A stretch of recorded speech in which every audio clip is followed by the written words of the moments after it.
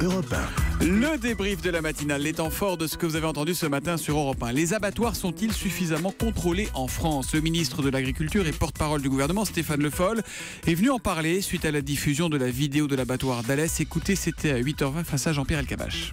On doit être d'une fermeté totale par rapport aux activités des abattoirs pour faire respecter le bien-être animal. Je suis conscient que, c'est pour ça que je vous ai dit que j'étais vigilant. Vous m'avez demandé, est-ce qu'il y a aucun autre problème ? Je ne peux pas m'engager comme ça, puisque vous avez plusieurs centaines d'abattoirs.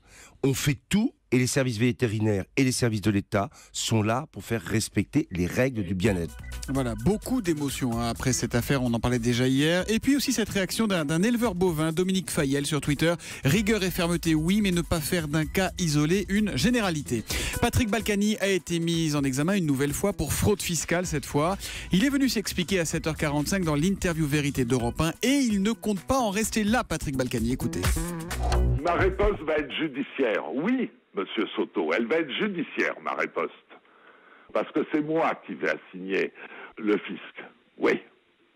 Est-ce qu'au final, Patrick Balkany, vous gardez confiance dans la justice de votre pays ? Dans l'institution, peut-être. Mais lorsque l'institution devient une institution qui est manipulée par le pouvoir, c'est insupportable.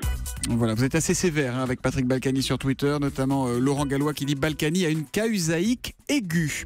Notre journaliste Salomé Legrand a pu s'entretenir avec plusieurs des salariés d'Air France convoqués devant la justice après les violences faites aux dirigeants de la compagnie il y a une dizaine de jours.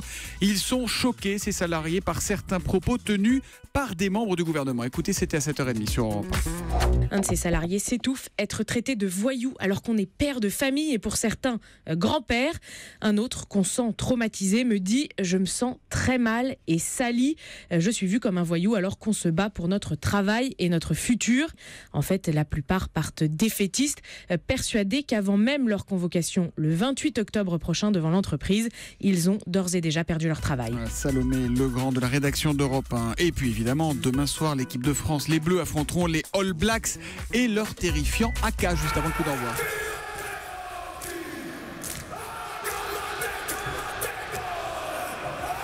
Alors, la peur du haka peut-elle faire perdre le match à l'équipe de France de rugby ? Écoutez ce qu'en dit Éric Blanc, notre consultant sportif. Il était avec nous à 6h45 dans Europe 1 vous répond. Il faut jouer, il y a 80 minutes. S'il suffisait d'être présent pour le haka, on se prépare au rugby pour ça. Mais après, il y a un ballon, ça court, ça se déplace, ça plaque, ça désosse. Il y a 120 à 180 rugs par partie. Il faut avoir les épaules larges, le mental, enfin tout, quoi. Bon, on espère quand même que ça désossera pas trop demain soir sur les coups de 21h. Match à suivre en direct, en intégralité et sans pub sur Europe 1. Soirée spéciale qui commence d'ailleurs à 20h. Et vous retrouverez Éric Blanc et son vocabulaire, son parler tellement caractéristique et tellement agréable. Écoutez, réécoutez Europe 1 vous répond si vous avez l'occasion. C'était vraiment savoureux. C'est sur europe1.fr.